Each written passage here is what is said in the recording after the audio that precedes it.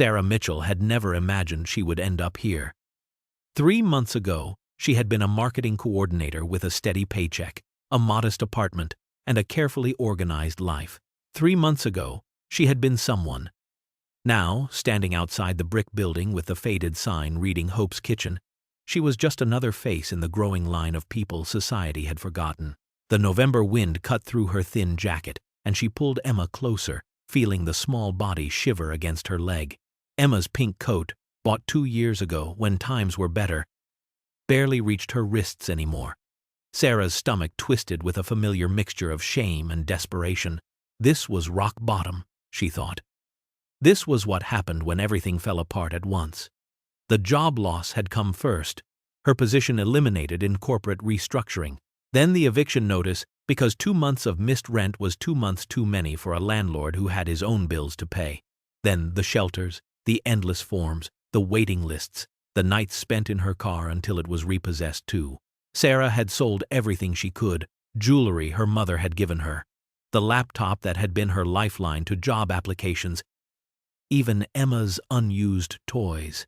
The money evaporated like morning mist, swallowed by immediate needs, food and gas, and the desperate attempt to maintain some semblance of normalcy for her daughter. She had been raised middle class, comfortable, with parents who worked hard and believed that education and effort guaranteed success. She had gone to college, earned her degree, built a career. She had done everything right. And yet here she was, hungry and homeless, holding her daughter's hand in a soup kitchen line. The shame was a living thing inside her chest, hot and suffocating. These were supposed to be other people, people who had made bad choices or gotten involved with drugs or never tried hard enough. She had judged them once, from the comfortable distance of her old life, dropping cans into donation bins and feeling virtuous. Now she understood. Now she knew how fast the floor could disappear beneath your feet, how quickly you could fall when there was nothing left to catch you. Emma tugged at her hand. "Mommy, I'm hungry." "I know, baby, soon." The line shuffled forward, and Sarah took a breath, forcing herself to lift her chin. Whatever dignity she had left, she would keep it for Emma's sake. Before I continue the story, please subscribe. I need to reach 1,000 subscribers so I can keep bringing you stories like this every day. It's just one click for you, but it means a lot to me. Thank you. Sarah Mitchell had never imagined she would end up here. 3 months ago, she had been a marketing coordinator with a steady paycheck, a modest apartment, and a carefully organized life. 3 months ago, she had been someone. Standing outside the brick building with the faded sign reading Hope's Kitchen, she was just another face in the growing line of people society had forgotten. The November wind cut through her thin jacket, and she pulled Emma closer, feeling the small body shiver against her leg. Emma's pink coat, bought 2 years ago when times were better, barely reached her wrists anymore. Sarah's stomach twisted with a familiar mixture of shame and desperation. This was rock bottom, she thought. This was what happened when everything fell apart at once. The job loss had come first, her position eliminated in corporate restructuring. Then came the real catastrophe. Emma got sick, desperately sick, with pneumonia that required hospitalization. Sarah's insurance had lapsed in the chaos of unemployment, and the medical bills arrived like an avalanche, burying any chance she had of staying afloat. $20,000 for a week in the hospital. $20,000 she didn't have. Her ex-boyfriend, Emma's father, had disappeared when Emma was 6 months old, leaving nothing but empty promises and a forwarding address that turned out to be fake. No child support, no help, no trace of him anywhere. Sarah had been managing alone for years, but managing required income, stability, and a foundation. Without those things, everything crumbled. The eviction notice came next because 2 months of missed rent was 2 months too many. Then the shelters, the endless forms, the waiting lists, the nights spent in her car until it was repossessed. Sarah had sold everything she could. Jewelry her mother had given her, the laptop that had been her lifeline to job applications, even Emma's unused toys. The money evaporated like morning mist, swallowed by immediate needs. She had been raised middle class, comfortable, with parents who worked hard and believed that education and effort guaranteed success. Boston University, class of 2010. Marketing degree, honors. She had done everything right, and yet here she was, hungry and homeless, clutching her daughter's hand in a soup kitchen line. The shame burned in her chest like acid. Emma tugged at her hand. "Mommy, I'm hungry." "I know." "Baby. Soon." Sarah had eaten only once in the past 2 days, giving her meager portions to Emma, watching her daughter's face light up at even the smallest snack. Watching Emma eat was the only thing that dulled the constant gnawing in her own stomach. The line shuffled forward, and the door opened. Warm air rushed out, carrying with it the smell of soup, bread, something savory and rich that made Sarah's knees weak. She stepped inside, and the warmth enveloped her like an embrace she hadn't felt in months. The interior of Hope's kitchen was nothing like Sarah expected. It wasn't sterile or institutional. Soft yellow light filled the space, and volunteers moved between tables with genuine smiles. Not the pitying expressions she had braced herself for. The line moved steadily toward the serving counter, and Sarah found her gaze drawn to one volunteer in particular. He was tall, wearing a simple gray sweater and jeans. His dark hair slightly tousled, as if he had been running his hands through it. There was something about the way he moved, deliberately and carefully, as if each person before him mattered deeply. Sarah watched as an elderly man with a weathered face and trembling hands approached the counter. The volunteer's face lit up with recognition. "Mr. Davison," he said warmly, "how are you feeling today? Did that cough clear up?" The old man's eyes grew damp. "Better, son. Much better. Thank you for asking." The volunteer ladled an extra portion of soup into the bowl, his movements unhurried, respectful. "I'm glad to hear it. Make sure you take one of those care packages by the door before you leave. There are some throat lozenges in there." The old man nodded, clutching his tray like it held something precious. Sarah felt something crack inside her chest watching the exchange. This wasn't charity dispensed from on high. This was humanity recognizing humanity. The line moved forward, and Sarah's focus narrowed to Emma, to getting food into her daughter's small body. Emma pressed against her leg, unusually quiet, sensing perhaps that this place required a certain reverence. When they reached the counter, Sarah forced herself to meet the volunteer's eyes. "Two, please," she said softly. Her voice came out rougher than she intended. The volunteer smiled at her, then crouched down to Emma's level. "And what's your name, sweetheart?" "Emma. That's a beautiful name." "I'm Michael." Sarah's heart stuttered at the name, some distant bell chiming in her memory, but she pushed it away. 15 years ago, there had been another Michael. A boy with dreams too big for the world and a smile that made her believe anything was possible. They had met in a philosophy class at Boston University, both idealistic and young. Both convinced they would change the world together. He had talked endlessly about social justice, about building systems that lifted people up instead of grinding them down. When her family moved to Seattle for her father's job transfer, they had promised to stay in touch, promised that distance meant nothing. But life had intervened, as it always does, and the calls grew further apart until they stopped altogether. Michael stood and began filling 2 bowls with vegetable soup, adding pieces of fresh bread to the tray. His hands were steady, capable. When he passed the tray to Sarah, their fingers touched briefly. "Thank you," she whispered. The touch sparked nothing, no recognition, no memory. He was just a kind stranger, and she was just another person in need. Sarah guided Emma to a corner table near the window, where pale afternoon light filtered through clean glass. The table was solid wood, not folding plastic, and someone had placed small vases with fresh flowers on each one. Even here, in a place designed for the desperate, there was beauty. Emma climbed onto the chair, her eyes wide as she looked at the steaming bowl before her. "It's hot, baby. Blow on it first." Emma did, her little cheeks puffing out, and then took her first spoonful. The expression that crossed her daughter's face, pure joy and relief, brought tears streaming down Sarah's cheeks before she could stop them. She turned away quickly, pretending to search for napkins, not wanting Emma to see her cry. When had a simple bowl of soup become a miracle? When had she fallen so far that this felt like salvation? A woman at the next table leaned over, her smile kind and knowing.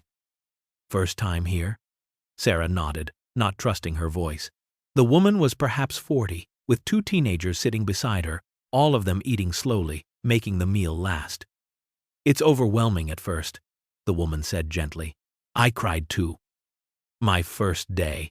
But this place, it's different. We've been coming for 5 weeks now. Ever since my husband's injury left him unable to work. I've been to other shelters, other kitchens. This one treats you like a person, not a problem." Her teenage son nodded. "They remember your name. They ask how you're doing. Like they actually care." The daughter added, "The owner built this place after his sister died. That's what I heard. He sometimes volunteers himself, but nobody knows which one he is. He doesn't want recognition. He just wants to help." Sarah glanced around the room, wondering which of the volunteers might be the mysterious owner. Her gaze found Michael again, watching as he brought an extra blanket to an elderly woman who was shivering. There was something in the careful way he draped it over her shoulders, something that spoke of deep personal understanding of what it meant to be cold and forgotten. He looked up suddenly and caught Sarah watching. For a moment, their eyes met across the crowded room. He was looking at Emma, Sarah realized, and there was such softness in his expression, such gentle sorrow, that it made her chest ache. Then he looked away, returning to his work. Near the serving counter, 2 volunteers were talking in low voices. "Mr. Chen wants us to add more vegetarian options next week. He's very particular about dignity, you know. Everyone should have choices, not just whatever we decide to give them. That's why he started this whole thing." Sarah absorbed this information, filing it away. Whoever Mr. Chen was, he understood something fundamental about poverty that most people missed. It wasn't just about food or shelter. It was about being seen, being valued, and being treated like your preferences and choices still mattered. Emma finished her soup and looked up at Sarah with bright eyes. "Mommy, can we come back? If we need to."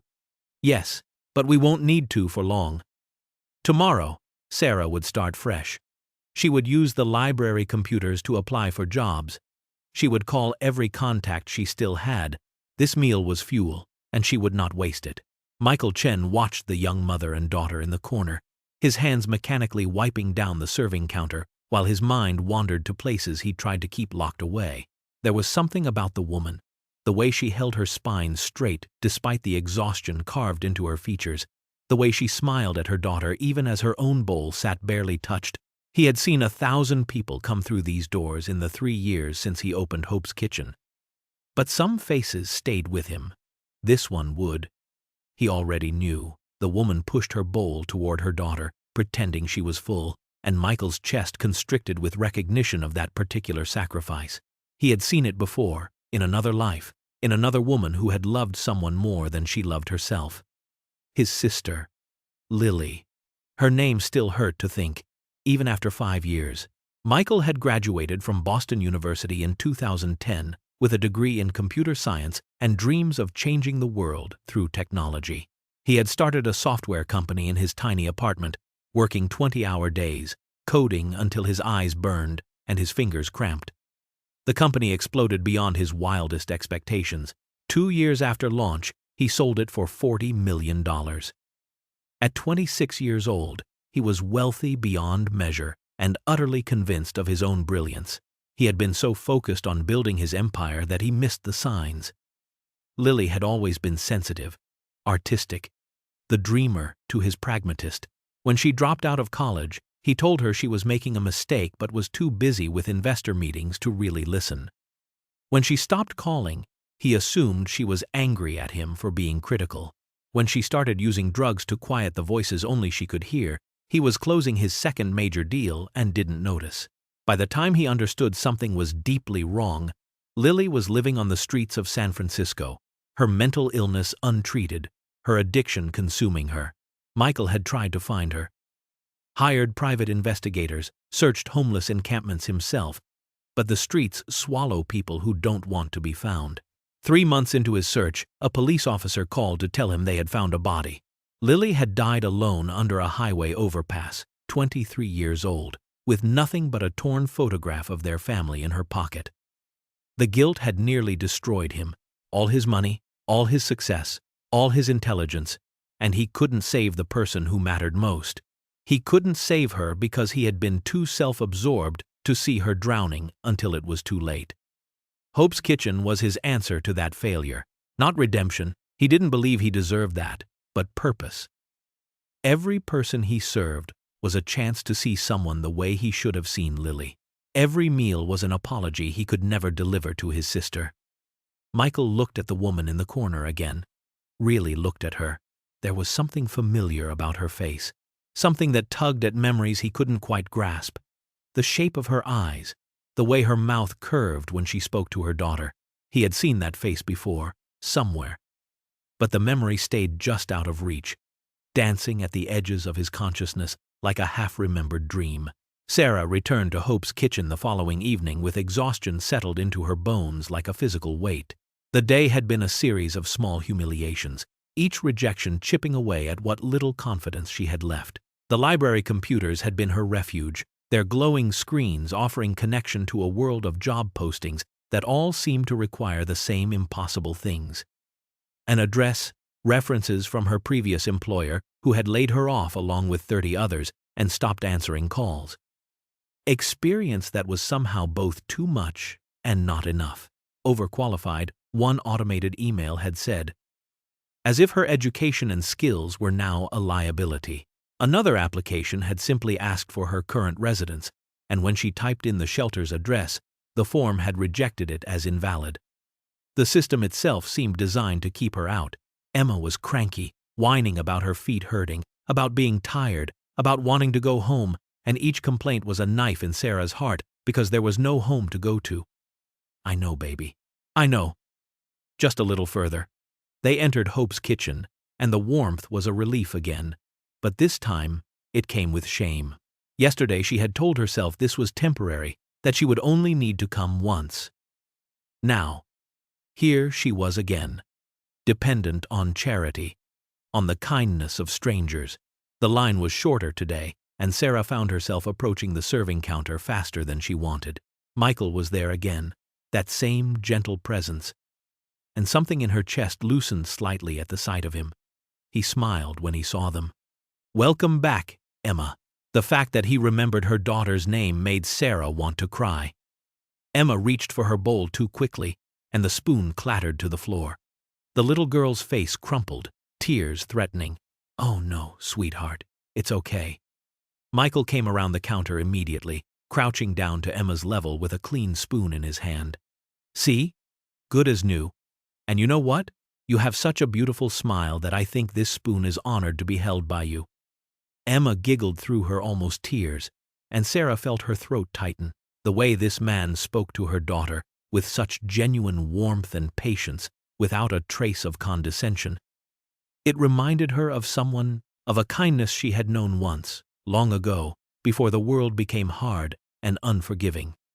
Thank you, Sarah said quietly. Michael stood, and their eyes met. For a moment, something passed between them, a flicker of recognition that neither could name.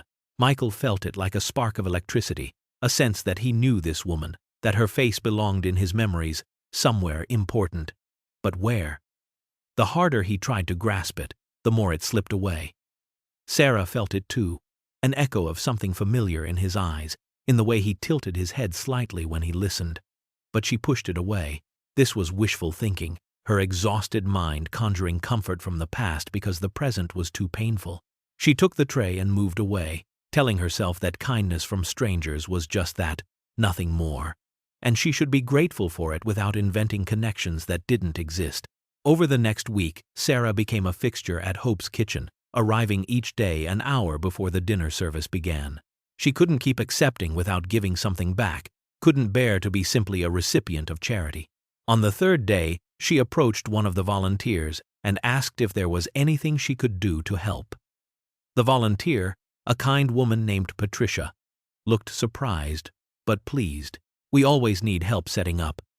Can you fold chairs? Sarah could fold chairs. She could organize supplies. She could wipe down tables and arrange flowers and do whatever needed doing. The work made her feel human again, made her feel like she had value beyond being someone's mother, someone's burden. Michael noticed. He was there most evenings, always working, always present, and he began to give her small tasks. "Could you help me organize the pantry? These donations came in without labels. Would you mind sorting them?" Sarah attacked each task with a focus that came from years of professional work, creating systems where there had been chaos, labeling and categorizing with an efficiency that impressed everyone around her. They worked side by side in comfortable silence, occasionally broken by small exchanges. "You're good at this," Michael said one evening as Sarah finished reorganizing the entire supply closet with color-coded labels. "I used to do marketing," Sarah replied, keeping her eyes on her work. Organization was part of the job. "Used to? I was laid off 3 months ago. I'm looking for something new." Michael filed this information away, noting the intelligence in how she spoke, the capability evident in every efficient movement. "What kind of marketing?" "Corporate, mostly. Campaign development, market research, brand positioning." She paused, then added quietly, "I was good at it. I believe you." Michael handed her a box of canned goods to shelve. "Have you had any luck with the job search?" Sarah's hands tightened briefly around the box. "I'm overqualified for entry-level positions and underqualified for senior roles because of the gap in my resume. And nobody wants to hire someone without a permanent address."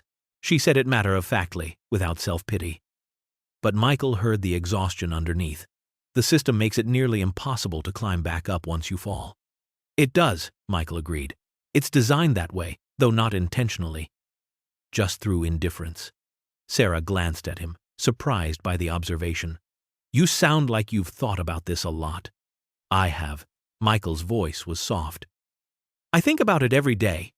Sarah assumed he was simply a deeply committed volunteer, someone who gave his free time to a cause he believed in. She didn't know that he owned the building, that he had designed every aspect of Hope's Kitchen's operations, that he lay awake at night thinking about systemic poverty and how to dismantle it. She just knew that working beside him felt easy, natural, like slipping into a rhythm she had known before. They didn't talk much, but the silence between them was comfortable, broken occasionally by Emma's laughter as she played in the corner, with toys kept in a box specifically for children. Michael found himself looking forward to these early evening hours, to Sarah's quiet competence, to the way she attacked problems with creativity and determination. There was something about her that felt familiar, like a song he had heard long ago and couldn't quite remember the words to. But the melody lingered, sweet and haunting, just out of reach. Emma became the bridge between them without meaning to, the way children always do, seeing no reason to hide truths that adults carefully guard. One afternoon, while Sarah was reorganizing the donation bins, Emma wandered over to where Michael was stacking chairs and began chattering with the unself-conscious openness of a 4-year-old who had decided someone was her friend. "My mommy used to have a big important job," Emma announced. Watching Michael work, she had a desk and a computer and everything. Michael smiled gently. "Is that so?" "Yes. And we used to live in a nice house. I had my own room, and it was purple, my favorite color." Emma's voice was wistful, remembering. "We had a kitchen, and Mommy would make pancakes on Saturday mornings. Not from the box, from scratch." "That sounds wonderful," Michael said, his heart constricting. "Do you miss it?" Emma nodded solemnly.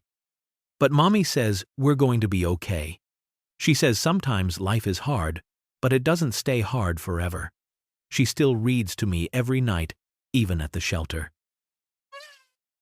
She does voices for all the characters and makes me laugh." Michael glanced over at Sarah, who was focused intently on her task, her shoulders tight with concentration that he now recognized as a way to hold herself together. He saw past the pride she wore like armor to the pain beneath. The mother who made pancakes from scratch and did character voices and promised her daughter that everything would be okay even when she had no idea if it would be. "You have a very good mommy," Michael told Emma. "I know," Emma said simply, then skipped away to play with a stuffed bear someone had donated. That evening, The rain came suddenly and violently. Sheets of water hammering against the windows, thunder rolling through the sky like a warning. Sarah had been helping clean up after the meal service, but Michael noticed she was moving slower than usual. Her glances toward the door, growing more frequent and anxious. He was carrying dishes to the kitchen when he heard her talking to Patricia near the doorway. Her voice was low, strained. "I called the shelter, but they're at capacity. They said to try again tomorrow." Patricia's response was sympathetic but helpless. "There's another shelter on 5th Street. Maybe they have space?" Sarah shook her head. "I tried. They're full too. It's the rain. Everyone comes inside when it rains." Michael froze, the dishes forgotten in his hands. The words hit him like a physical blow, transporting him instantly to 5 years ago, to reports of a storm in San Francisco, to the knowledge that Lily had been out in it somewhere with nowhere to go. He had imagined it so many times, his sister huddled under an overpass, cold and wet and alone, and the image had haunted him ever since. Now here was Sarah, with her daughter, facing the same fate. And something inside Michael made a decision before his conscious mind could catch up. Michael set down the dishes and walked directly to Sarah before he could second-guess himself. She was standing by the door, staring out at the rain with Emma clutched against her side, and the defeat in her posture made his decision feel less like a choice and more like an imperative. "Sarah, could I speak with you for a moment?" She turned, surprised, wiping quickly at her eyes. "Of course. Is something wrong?" "No, nothing's wrong." Michael gestured toward the small office at the back of the kitchen. "Could we talk privately?" Sarah's expression became guarded, but she nodded, asking Patricia to watch Emma for a moment. In the office, surrounded by filing cabinets and volunteer schedules pinned to cork boards, Michael gathered his thoughts. "I have a proposition for you," he began. "We need someone to help coordinate operations here. Someone to manage our outreach, organize our donation systems, help with marketing to bring in more funding. It's not a large salary, but it comes with housing. There's a small apartment upstairs, 2 bedrooms, reserved for staff. It's yours if you want it." Sarah stared at him as if he had spoken a foreign language. "What? I'm offering you a job, a real position, not charity. You've proven over this past week that you have exactly the skills we need.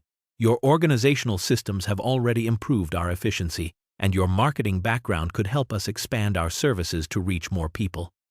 Sarah's eyes filled with tears. "Why would you do this? You don't even know me." Michael met her gaze steadily. "I know you show up early to help without being asked. I know you treat every person here with respect, whether they're volunteers or guests. I know you work with integrity and care. I know you're a good mother who's doing everything possible to protect her daughter. That tells me everything I need to know about your character. But you could hire anyone." Sarah protested, her voice breaking. "Someone with references? Someone with a permanent address? Someone who isn't desperate?" "I'm hiring you," Michael said simply. "The question is whether you'll accept."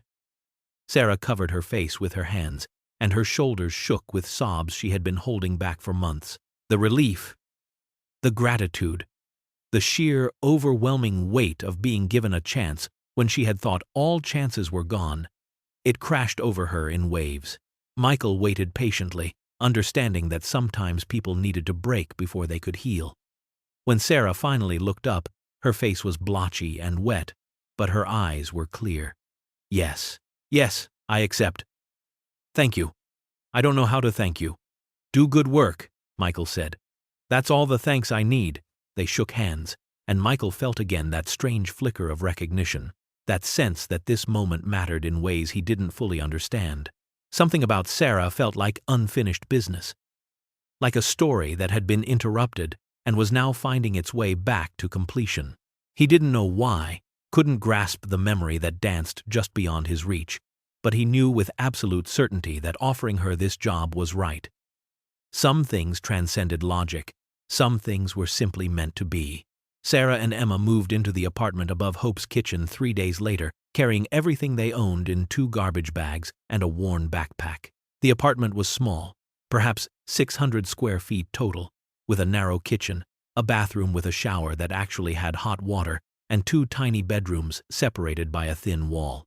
The furniture was basic, donated pieces that didn't match, a couch with faded floral fabric, a kitchen table with mismatched chairs, beds with clean white linens that smelled like lavender detergent.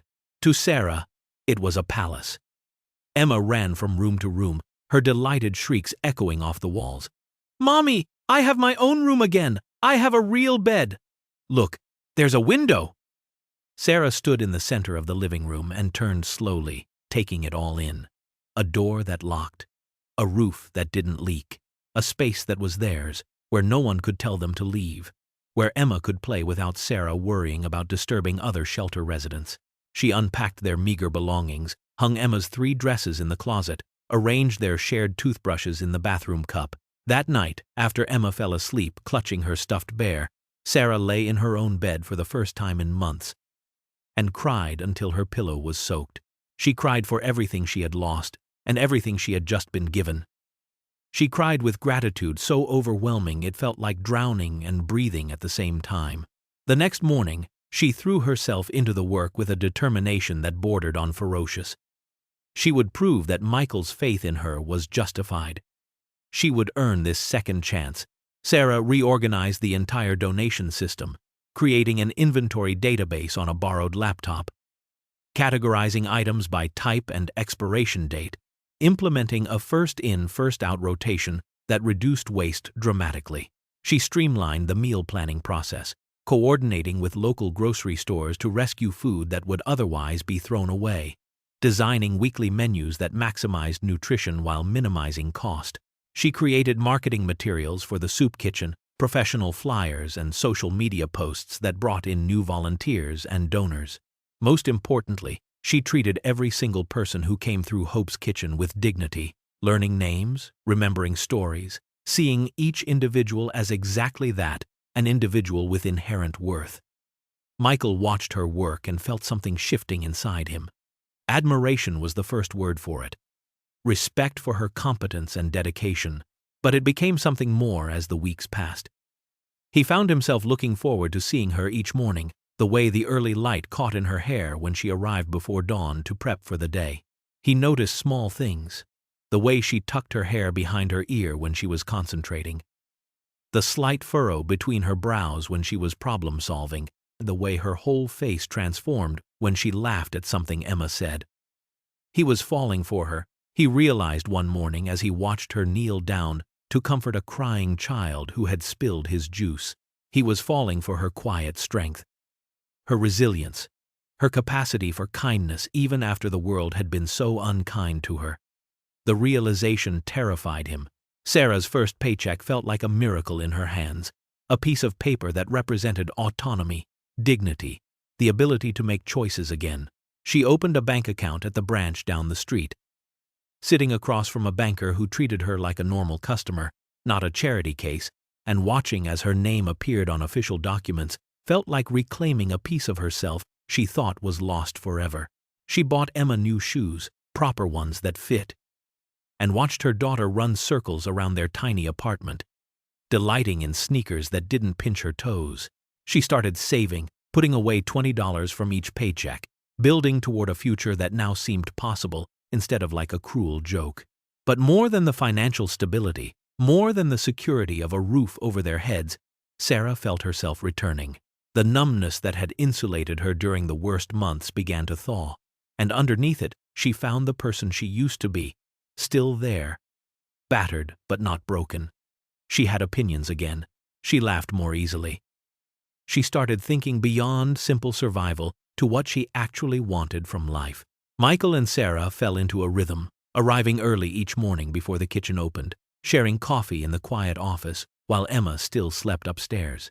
These conversations became the anchor of Sarah's day, meandering discussions that ranged from philosophy to the absurd stories that accumulated when working with the public. One morning, Sarah told him about an elderly woman who had insisted that the vegetable soup was actually a secret elixir of youth and had asked for the recipe to bottle and sell. Michael laughed. That genuine, unguarded sound that Sarah had grown to treasure. People are endlessly surprising. That's what I love about this work.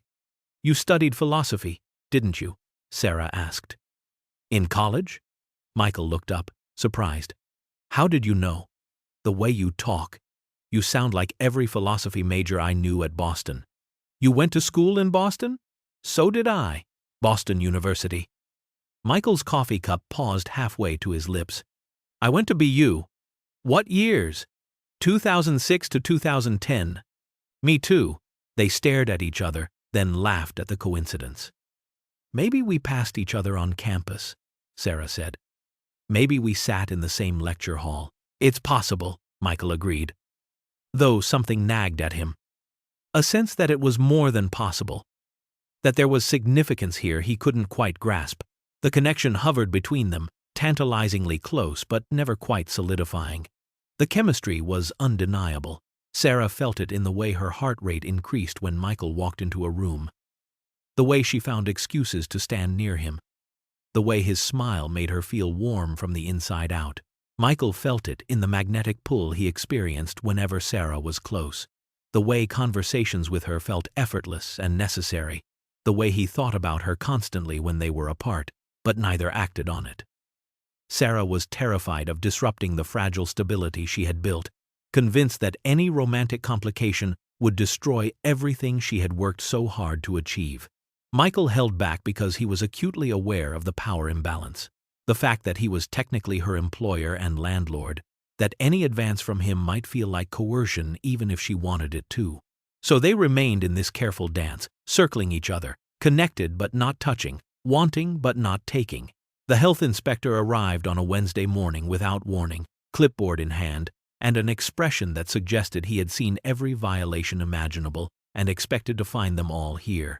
Sarah watched from the kitchen doorway as he moved through the space, making notes, pointing out issues with a pen that seemed like an instrument of judgment. The refrigerator temperature logs were inconsistent. The hand-washing station needed better signage. The storage shelves were 3 inches too close to the wall. Minor violations, but violations nonetheless. And he gave them 72 hours to correct everything or face temporary closure.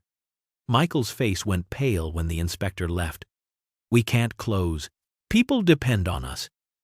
Every day we're closed means people go hungry. Then we don't close, Sarah said firmly. Show me the list. They worked through the day and into the night. Michael calling in favors from contractors, Sarah creating new signage and organizational systems, both of them scrubbing and measuring and documenting every change. Other volunteers came and went. But Michael and Sarah remained, fueled by coffee and determination. By 3 in the morning, they were punch-drunk with exhaustion, sitting on the kitchen floor with their backs against the industrial refrigerator, waiting for the thermometer readings to stabilize so they could log them properly. Everything smelled like bleach, and their hands were raw from cleaning. This is insane, Sarah said, but she was smiling. We're going to make it, Michael replied. We make a good team. The best. Sarah let her head fall back against the refrigerator. You know what's funny? I used to dream about changing the world. Back in college, I thought I'd do something that mattered. Marketing felt like a path to that. Shaping how people thought. Building brands that stood for something. Then life happened, and I forgot that version of myself. Michael was quiet for a moment. I had a first love in college. She was like that, full of optimism and big dreams. She believed people were fundamentally good, that the world could be better if we just tried hard enough. When she moved away, I felt like I lost that part of myself too. The part that believed. Sarah's breath caught. I dated someone like that. He wanted to save the world through technology. He talked about building systems that would lift everyone up, about using innovation for social good. I thought he was naive at first, but he made me believe it was possible. What happened to him? Sarah smiled sadly. Life, I guess. We lost touch. I hope he found what he was looking for. I hope he's out there somewhere making the world better. Michael turned to look at her, something shifting in his chest. I hope she's happy too. I hope she knows that she changed me, that knowing her made me want to be better. They sat in the fluorescent lighting, exhausted and vulnerable. The words hanging between them, heavy with meaning, neither quite grasped. Sarah opened her mouth to say something more. to ask what his first love's name was. But a timer beeped loudly, shattering the moment. "Time to log the temperature," Michael said, standing and offering her his hand. Sarah took it, and the touch lingered a moment longer than necessary. Something had shifted between them. A door opening to possibilities neither was quite ready to walk through, but the tenderness was there now, undeniable and patient, waiting for the right moment to bloom. Emma was playing on the office floor during the afternoon lull, surrounded by the small treasures Sarah kept in her purse. The few possessions she had managed to hold on to through everything: a tube of chapstick, a hair tie, a small stack of photographs held together with a rubber band. Emma loved looking at the pictures, asking questions about the before time, when Mommy smiled differently and wore pretty dresses. She spread them out like cards, narrating stories to herself, and didn't notice when one photograph slipped free and skittered across the floor, sliding under Michael's desk, where he sat reviewing supply invoices. Michael felt something touch his foot and looked down. A photograph, face up, the colors slightly faded, but the image still clear. He picked it up without thinking, and then the world stopped. The photograph showed two people at college graduation, caps askew, diplomas forgotten in their hands. They were kissing, but not a posed kiss. This was captured mid-laugh, their mouths pressed together while they smiled, joy radiating from every pixel. The young woman wore a blue gown, her hair longer than it was now, her face unlined by hardship. The young man wore a matching gown, dark hair messy under his graduation cap, his hand cupping her cheek with infinite tenderness. Michael knew that photograph. He had a copy of it, or he had once, before he threw it away in a fit of grief after Lily died, unable to look at any reminders of happiness. His hands started shaking. The young man in the photograph was him. 15 years younger, still believing the world was kind, still convinced that love conquered distance. And the young woman was Sarah. His Sarah, the Sarah who had dated him for 2 years at Boston University, who had debated philosophy with him in coffee shops, who had made him believe he could actually make a difference in the world. The Sarah who had moved to Seattle when her father got transferred and promised to stay in touch, but slowly, inevitably, drifted away as their lives took different paths. He looked up at her across the office, and suddenly it was 15 years falling away like tissue paper, the accumulated changes dissolving to reveal the girl he had loved underneath, the shape of her face, the exact curve of her cheekbones, her eyes that specific shade of hazel green that changed color depending on her mood, the way her mouth curved when she smiled, slightly higher on the left side. Sarah. His Sarah. She was turned away, helping a volunteer sort through donation boxes, completely unaware that he was holding a key to their shared past, that he had just unlocked a door they had both forgotten existed. Michael's heart hammered in his chest. All this time. She had been here all this time, and he hadn't recognized her. How was that possible? How had he looked at her every day for weeks and not seen the woman he had once loved more than anything in the world? But he knew how. Poverty changed people. Hardship carved new lines into familiar faces. He had been looking for a stranger in need, not someone from his past. And Sarah, his bright, optimistic Sarah, had been buried under layers of survival and exhaustion. "Mommy, can I have my pictures back?" Emma's voice cut through his paralysis. Michael spent the rest of the afternoon in a daze, mechanically performing his duties while his mind spun in circles. Sarah was here. Sarah, who he had loved with the desperate intensity of first love, who had shaped who he became, who he had mourned, losing almost as much as he mourned Lily. She had been here for weeks, eating from the soup kitchen he built, sleeping in the apartment he provided, working beside him every single day, and he hadn't known. The guilt crashed over him in waves. If he had recognized her immediately, would he have done more? Would he have given her the job sooner? Saved her from even one night on the streets? Or worse, would he have helped her only because of who she had been to him, not because of who she was now? The question tormented him. He watched her across the kitchen, laughing at something a volunteer said, her whole face lighting up in a way that was achingly familiar now that he knew to look for it. Was his growing attraction to her just an echo of old feelings, or something new built on the person she had become? Did it matter? She deserved help, regardless of their history. Everyone who came through those doors deserved help. But Sarah had gotten a job, an apartment, opportunities that others didn't receive, and now he had to face the uncomfortable question of whether he had shown favoritism without even realizing it. He needed to tell her. The secret felt like a weight pressing on his chest, making it hard to breathe. But how? How did you tell someone that you were their first love, that you had history together, when they had clearly forgotten you? The thought stung more than he wanted to admit. That evening, after the dinner service ended and most volunteers had gone home, Michael found Sarah in the office finishing paperwork. Emma was upstairs, already asleep according to the baby monitor on Sarah's desk. "Could I speak with you for a moment?" Michael's voice came out rougher than he intended. "Of course." Sarah looked up, smiling, then her expression shifted to concern when she saw his face. "Is everything okay?" Michael closed the door and pulled the photograph from his pocket. His hands were trembling. "Emma dropped this earlier. I wanted to return it." Sarah took the photo, glancing at it with the casual familiarity of something seen 1,000 times. Then she froze.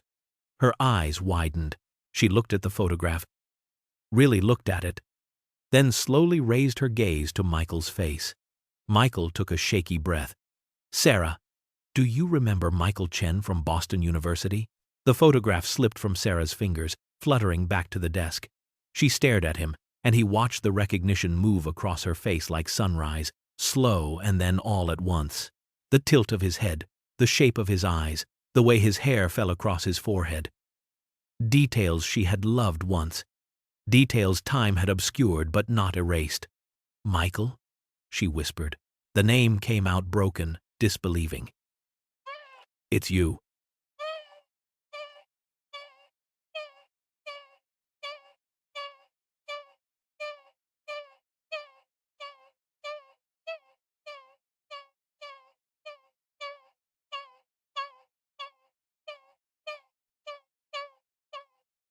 Time stopped. The office, the soup kitchen, the 15 years between then and now, all of it collapsed into a single moment of recognition. Sarah's breath caught in her throat. Her hand flew to her mouth. "Oh my God! Oh my God, Michael! I couldn't. How did I not see it?" Tears spilled down her cheeks, and Michael felt his own eyes burning. "I didn't recognize you either. Not until I saw the photograph. All this time, Sarah. You've been here all this time." The emotional floodgates opened, 15 years of accumulated life, loss, and longing, spilling out in a torrent neither could control. Sarah stood abruptly, her chair scraping harshly against the floor. I can't do this." "You've seen me, Michael. You've seen me at my absolute lowest. You've been serving me food like I'm... The shame choked off her words. She grabbed her purse, ready to flee, ready to run the way she always ran when things became too much. Michael moved quickly, stepping between her and the door. "Don't go. Please, Sarah, don't go. I can't stay here," Sarah said, tears streaming down her face. "Don't you understand? You're my first love. You're the boy I measured every other man against. And you've seen me homeless, desperate, taking charity. You've been giving me handouts and I didn't even know it was you. How can I look at you now? It wasn't charity," Michael said firmly. "You earned everything. The job, the apartment, all of it. You earned it with your work, with who you are. I didn't know it was you when I offered you the position. I hired you because you were exactly what we needed." Sarah shook her head, unconvinced. "But you knew something. You said there was something familiar about me. Maybe I helped you because of that. Because some part of me recognized you even when I didn't consciously know. Maybe I gave you opportunities I wouldn't have given someone else." "Sarah, look at me." Michael's voice cracked. "Please, look at me." She did, and the anguish in his eyes mirrored her own. "I need to tell you why I started this place," Michael said quietly. "Why I do this work. My sister, Lily, she struggled with mental illness and addiction. I was too focused on building my company to notice she was falling apart. By the time I realized how bad things were, she was living on the streets. I tried to find her, spent months searching, but I was too late. She died alone under a highway overpass, and I wasn't there. I couldn't save her because I was too self-absorbed to see her suffering until it was too late. Sarah's anger dissolved into heartbreak. Oh, Michael, this soup kitchen is my penance. Michael continued, his voice thick with emotion. Every person I serve is a chance to do what I failed to do for Lily. To see someone who's struggling, to be present when it matters. When I saw you here, before I knew who you were, something in me recognized a kindred spirit. Someone fighting to survive with grace and dignity. Helping you wasn't charity, Sarah. It was me trying to be the person I should have been for my sister. And now that I know it's you, now that I know I've been given this impossible second chance with someone I loved and lost, it feels like fate. Not fate to rekindle romance, but fate to do better, to be there for someone when they need it most. Sarah collapsed back into her chair, sobbing. Michael knelt in front of her, and when she reached for him, he pulled her into his arms.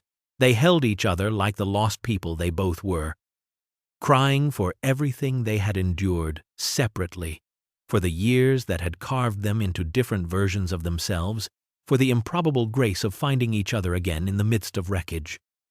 "I'm sorry," Sarah whispered into his shoulder. "I'm so sorry about your sister." "I'm sorry you went through hell," Michael replied, holding her tighter. "But I'm grateful you survived it. I'm grateful you're here." Sarah pulled back, wiping her face with shaking hands.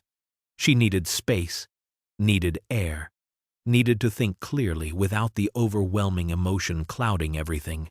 She stood and walked to the window, putting physical distance between them. "Michael, I need you to be completely honest with me. Is the job real, or is it pity? Is the apartment contingent on our past? Does any of this actually belong to me? Or is it all just you trying to save your college girlfriend?" "No," Michael said immediately, standing but not moving closer. "Sarah, no. You earned everything. But how can I believe that now?" Sarah turned to face him, her voice raw. "How can I know what's real? Maybe you recognized me subconsciously. Maybe every decision you made was influenced by who I used to be to you, not who I am now. I need proof, Michael. I need to know I'm not just another person you're trying to save because you couldn't save Lily." Michael crossed to his desk and opened a drawer, pulling out a worn notebook. "These are my notes from that first week you started coming here." He flipped pages, found what he was looking for, and held it out to her. "This entry is dated November 18th, the day before I offered you the job. I hadn't recognized you yet. The photograph, that was December 3rd, 2 weeks later. Look at what I wrote." Sarah took the notebook with trembling hands and read Michael's neat handwriting.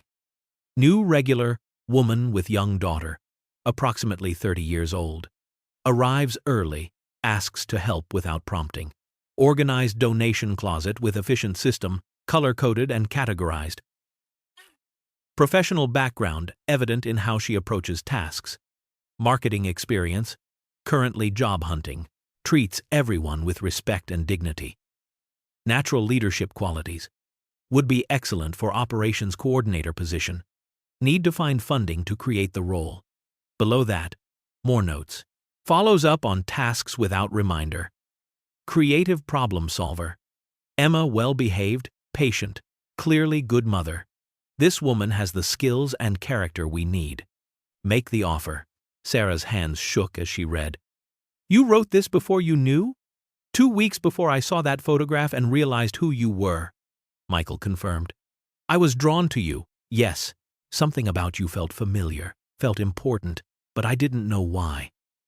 I just knew that you were special, that you had something this place needed. I hired you for your merit, Sarah. Everything else, discovering our past, falling for you again. That all came after. Falling for me again?" Sarah looked up sharply. Michael flushed but held her gaze. "I'm falling in love with the woman you are now. Not the girl I knew in college, though I loved her too. The woman who survived hell and came out with her kindness intact. The woman who gives everything for her daughter. The woman who treats homeless strangers with the same respect she'd give anyone else. That's who I'm falling for, Sarah. And it terrifies me because I'm your employer. And the power imbalance makes anything between us complicated. Sarah stared at him, the notebook still clutched in her hands, proof of her worth, separate from their history. She wanted to believe him. God, she wanted to believe him. But the fear was enormous. The terror that everything she had rebuilt was built on sand, that one wrong move would make it all disappear. I need time, she said quietly. I need to process this. Take all the time you need, Michael replied. Your job is secure regardless. The apartment is yours regardless. None of that changes based on what happens between us personally. I promise you that. Over the next few days, they maintained professional distance, their easy camaraderie replaced by careful politeness. They worked side by side, but the comfortable silence was gone, replaced by tension that hummed between them like an electrical wire. Sarah was terrified of what the revelation meant. Terrified of risking the stability she had fought so hard to achieve. Michael was terrified of pushing too hard, of using his position to pressure her, of repeating the pattern of being so focused on what he wanted that he failed to see what someone else needed. Emma noticed everything, the way children do, seeing truths that adults tried to hide behind polite smiles and careful words. On the 5th day of uncomfortable silence between Sarah and Michael, Emma climbed onto the couch beside her mother during their evening routine and asked with the directness only a 4-year-old could manage, "Why are you sad, Mommy?" "I'm not sad, baby." Sarah pulled Emma close, breathing in the smell of her daughter's shampoo. "Just tired. You are sad. You get the crinkle between your eyes when you're sad. And Mr. Michael is sad too. I can tell." Emma looked up at her mother with those two knowing eyes. "Did you have a fight?" "No, sweetheart, we didn't fight." "Then why don't you talk to him anymore? You used to laugh together in the mornings. Now you just say please and thank you like strangers." Sarah felt tears prick her eyes. How did her daughter see so clearly what she had been trying to convince herself wasn't obvious? "It's complicated, Emma. Sometimes grown-up feelings are hard to explain." "Try," Emma demanded. "You always tell me to use my words." "You should use your words too." Sarah took a breath, searching for language a child could understand. "I knew Mr. Michael a long time ago, before you were born. We were friends, good friends, and then we lost touch. Seeing him again brings up feelings that are confusing. Happy feelings and sad feelings mixed together. But Mr. Michael is nice," Emma said, as if this settled everything. "He remembers my name. He gave us this home. He makes you smile." "Why would that make you sad?" "Because I'm scared, honey." Sarah's voice cracked. "I'm scared that the good things will go away if I'm not careful. I'm scared of losing what we have." Emma was quiet for a moment, processing this with the seriousness she gave to important matters. Then she said with devastating simplicity, "But Mommy, you smile when you see him. You really smile. With your whole face. That's good, right? Smiling is good." Out of the mouths of babes, the truth landed like a gentle blow to Sarah's chest. Emma was right. Despite the awkwardness, despite the shame, despite the fear, seeing Michael made her smile, really smile. With her whole face, the way she hadn't smiled in years. When had she stopped believing that happiness was allowed? When had she decided that survival meant never reaching for more than basic safety? Seeing Michael again, knowing him again, had awakened something in her she thought had died during those desperate months. Hope, not just hope for romance, though that was there too, undeniable and terrifying, but hope for herself, hope that she could be more than just Emma's mother or a woman defined by trauma, hope that the future could hold joy, not just the absence of suffering, hope that good things could happen to people who had suffered, that second chances existed, that love could find you even in soup kitchens when you were at your lowest. "You're right, baby," Sarah whispered, hugging Emma tight. "Smiling is good. Being happy is good. I forgot that for a while. So, You'll talk to Mr. Michael again? Like, really talk? Emma pulled back to look at her mother's face. Yes, Sarah promised. I'll really talk to him. Tomorrow.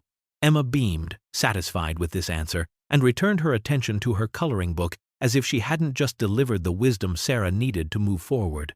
Sarah sat beside her daughter and let the realization settle into her bones. She was allowed to want more than survival. She was allowed to reach for happiness, and Michael, complicated history and all, made her happy in a way she had forgotten was possible. The call came on a Tuesday morning, while Sarah was updating the volunteer schedule. A professional voice on the other end of the line introduced herself as Rebecca Torres from Catalyst Marketing Group, one of the most respected firms in the city. We received your portfolio and were impressed by your work coordinating community outreach and donor engagement. We'd like to schedule an interview for a marketing coordinator position. We think you'd be an excellent fit for our nonprofit division. Sarah's mind went blank. I'm sorry. What portfolio? I didn't apply to your company. We received it through a professional referral along with documentation of your recent campaign work. The materials were quite compelling. Would Thursday at 10 work for your schedule? Sarah agreed in a daze, took down the details, and ended the call with her hands shaking. She hadn't sent anyone her portfolio. She didn't have a portfolio, not a current one. Everything from her previous job was lost when her laptop was sold. How had Catalyst Marketing Group gotten information about her work? The answer crystallized slowly, and with it came a mixture of gratitude and anger that she couldn't quite untangle. She found Michael in the storage room, inventorying canned goods. We need to talk. Now. Michael turned, saw her expression, and set down his clipboard. What's wrong? Did you send my information to Catalyst Marketing Group? Michael had the grace to look caught. I did. How dare you? Sarah's voice shook. How dare you interfere with my career without asking me?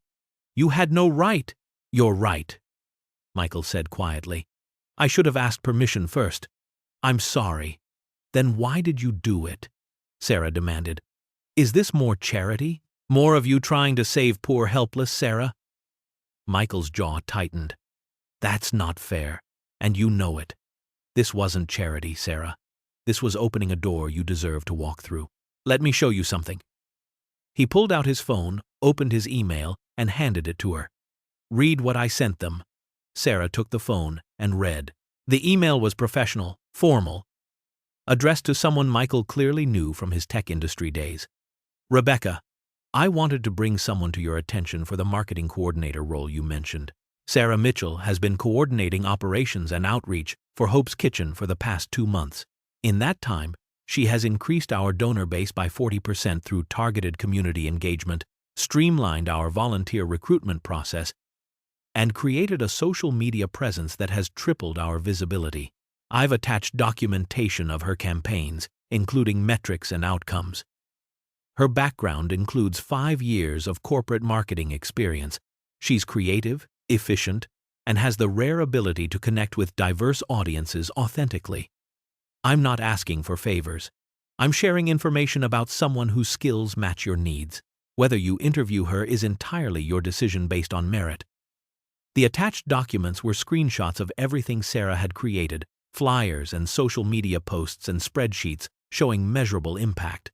It was a portfolio built entirely from her recent work, proof of her capabilities, independent of her past. Sarah looked up, tears blurring her vision. Why? You deserve opportunities based on your skills, Michael said firmly. You've been buried under bad luck and circumstances that weren't your fault. The gap in your resume, the lack of address, the missing references, those are barriers that have nothing to do with your actual abilities. I'm not asking anyone to hire you out of pity. I'm just clearing the path so people can see who you really are. What you do with the opportunity is entirely up to you. But you should have asked me first, Sarah said, though the anger had drained from her voice. You're right. I overstepped. I won't do it again without your permission. Michael met her eyes steadily. But I'm not sorry I did it. Sarah, you're too talented to be stuck because the system is designed to keep people down once they fall. Sarah wiped her eyes, clutching his phone like a lifeline. I have an interview Thursday. I know. Michael smiled gently. You're going to be amazing. Sarah got the job. Rebecca Torres called on Friday afternoon with an offer that included a salary Sarah hadn't seen since before Emma was born. Health insurance, retirement benefits, all the markers of stability she thought she had lost forever. She accepted immediately, her voice steady even as her hands shook, and when she hung up, she sat in the quiet office and cried tears she couldn't categorize as happy or sad, or some overwhelming combination of both. The emotional crisis came later, in the darkness of her tiny apartment with Emma asleep in the next room. What did this mean for her future? The job started in 2 weeks. She could afford her own apartment now. A real place, separate from the soup kitchen, separate from Michael. She could start completely fresh, leave behind the shame of this chapter, pretend the homeless months never happened. She could run, the way she had always run when things became complicated. Or she could stay in the apartment above Hope's kitchen, stay connected to the community that had saved her, stay close to Michael and whatever was growing between them.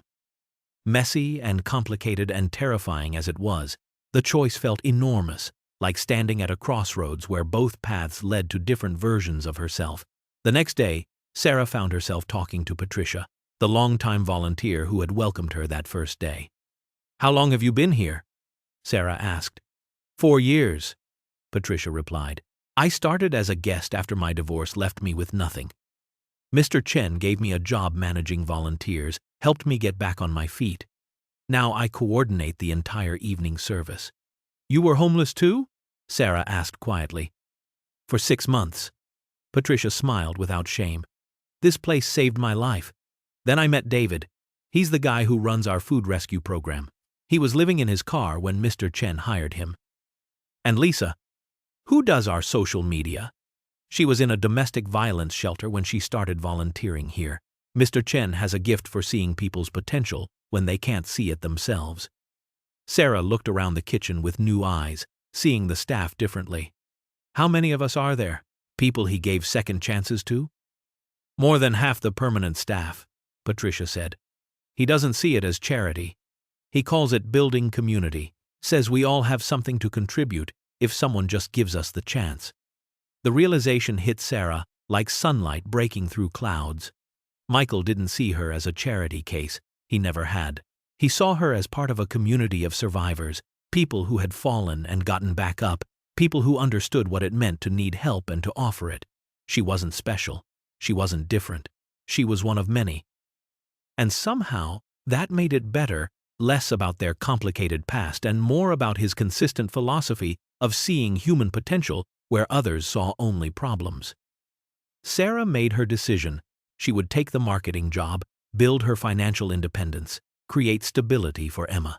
But she would keep the apartment, at least for now, staying connected to this place that had given her more than shelter.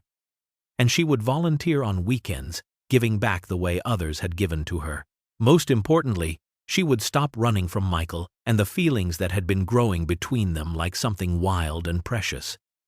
That evening, she found him in the kitchen after the dinner service ended. Can we talk? Of course.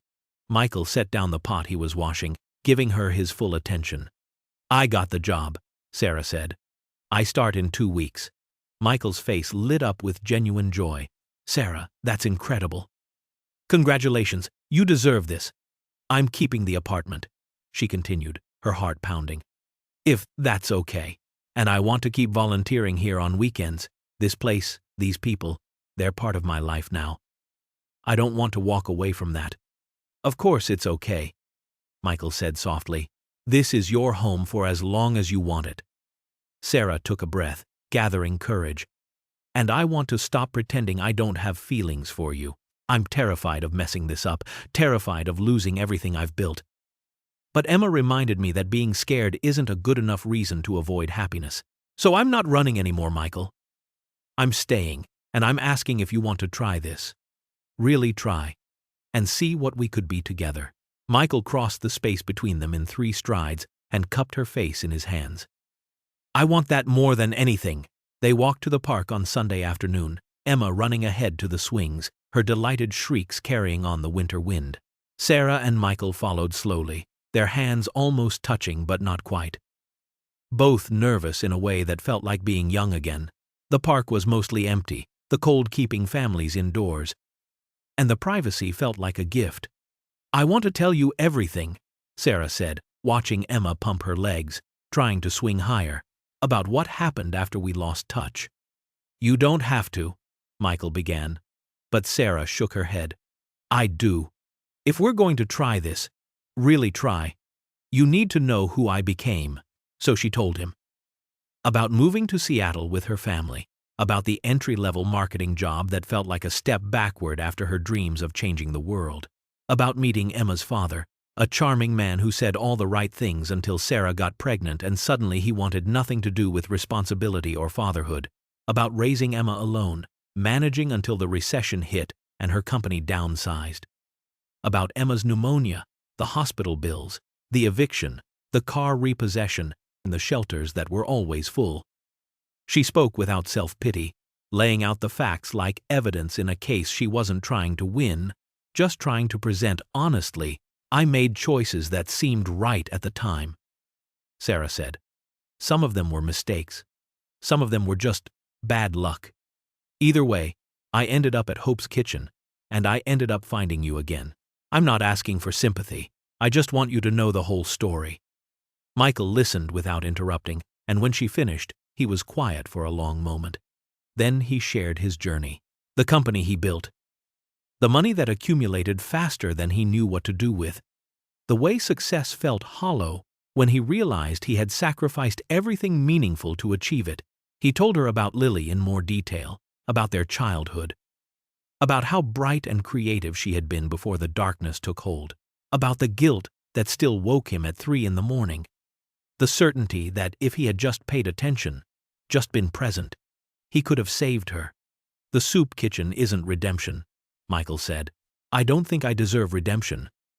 It's just trying to do better going forward, trying to see people the way I should have seen my sister." They sat on a bench near the swings, watching Emma play. "We're different people than we were in college," Sarah said. "We're so different. I barely recognize that girl I was, the one who thought everything would work out if she just tried hard enough." Michael nodded. "I'm not that idealistic kid anymore either. The one who thought technology would solve everything, who believed good intentions were enough." But Sarah turned to look at him. "You're still trying to make the world better. You built something that actually helps people, and that kindness you had, that belief that people matter. You didn't lose that." Michael met her eyes. "You didn't lose yours either. You could have become bitter after everything you went through. Instead, you treat everyone at the soup kitchen with respect and dignity. That optimism I loved about you, it's still there. It's just tempered by experience now." They were quiet, the truth settling between them. They weren't the same people who had loved each other at Boston University. They were shaped by loss and failure and grief into something harder, more realistic, more aware of how cruel the world could be. But the core remained. The desire to matter, to help, to believe that kindness counted for something. Michael reached over and took Sarah's hand. His palm was warm, calloused from work, familiar and new all at once. "I don't want to restart what we had," he said carefully. "Those kids, they were beautiful, but they didn't know anything about real pain or real struggle. I want to start something new with who we are now. Two people who've been broken and put themselves back together. Two people who understand what it costs to survive. If you'll let me, Sarah, I want to build something real with you. Something based on who we actually are, not who we used to be." Sarah squeezed his hand, tears sliding down her cheeks. "I want that too." 6 months later, Sarah stood in the doorway of a small house she was renting on the east side of town, watching the morning sun paint golden stripes across hardwood floors that creaked in familiar, homey ways. It wasn't much, 2 bedrooms and a kitchen with outdated appliances, a backyard barely big enough for Emma's plastic slide. But it was theirs. Emma had her own room again, painted purple at her insistence, filled with books and toys accumulated slowly, carefully, each one a marker of stability regained. Sarah's marketing career was thriving. Catalyst Marketing Group had promoted her after 3 months, impressed by her ability to connect with nonprofit clients, to understand their missions not just intellectually, but viscerally. She knew what it meant to need help. That knowledge made her better at her job. She and Michael had been dating slowly, carefully, building something real from the foundation of shared history and hard-won understanding. They didn't rush. They had dinner together twice a week, took Emma to museums and parks, talked for hours about everything and nothing. Michael had met Sarah's parents via video call, their initial shock at learning their daughter had been homeless, giving way to gratitude for the man who had helped her find her way back.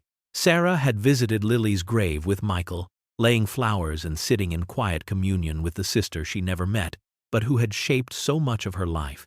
The soup kitchen had expanded its services, thanks largely to Sarah's marketing expertise, bringing in donations and volunteers at unprecedented rates.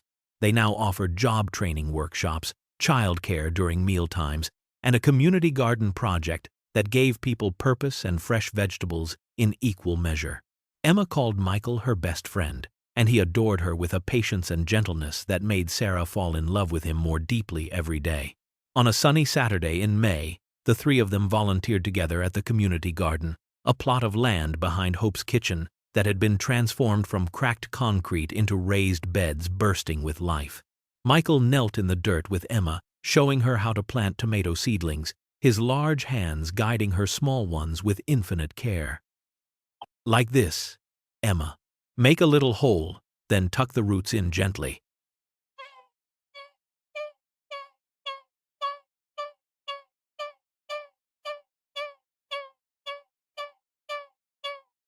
You have to be gentle with growing things. They need care and patience. Emma concentrated fiercely, her tongue poking out the side of her mouth the way it did when she was focused. I'm being gentle, she declared.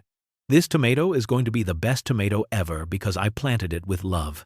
Michael laughed, that full, unguarded sound that still made Sarah's heart skip. You're absolutely right. Love makes everything grow better.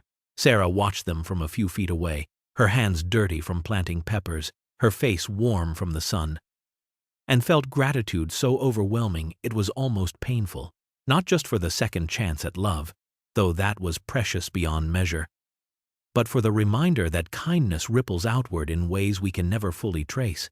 Michael's sister, dying alone on the streets, had broken him but also transformed him, leading him to create a place that saved countless lives. His unknowing service to Sarah in her darkest moment had given her back her life, her dignity, her hope, and that gift was now rippling further through Emma, who would grow up knowing that people could be kind, through the expanded services at Hope's Kitchen, through every person Sarah helped in her marketing work for nonprofits. One act of kindness changes everything, creates waves that touch shores we'll never see. Sometimes we have to lose ourselves completely to find what we were always meant to be. Sarah had lost everything, her job and home and sense of self, and in that loss had found something more valuable than what she'd had before. Not just stability, but purpose. Not just survival, but meaning. Michael had lost his sister and found his calling. They had lost each other 15 years ago and found each other again. Different people, better people, scarred but stronger.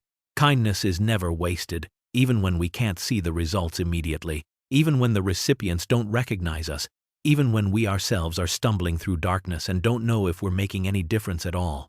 The people meant to be in our lives will find their way back to us, often when we need them most, in soup kitchens and community gardens, in moments of desperation that become moments of grace. Look at those struggling around you with compassion, because anyone can fall. The woman in line at the food bank might have a college degree. The man sleeping under the bridge might have once had a corner office. Poverty is not a moral failing. It's a gap between what someone has and what they need, and that gap can open under anyone's feet without warning.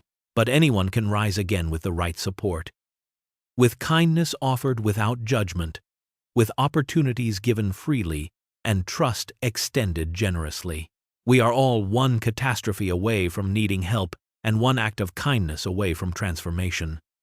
Michael looked up and caught Sarah watching.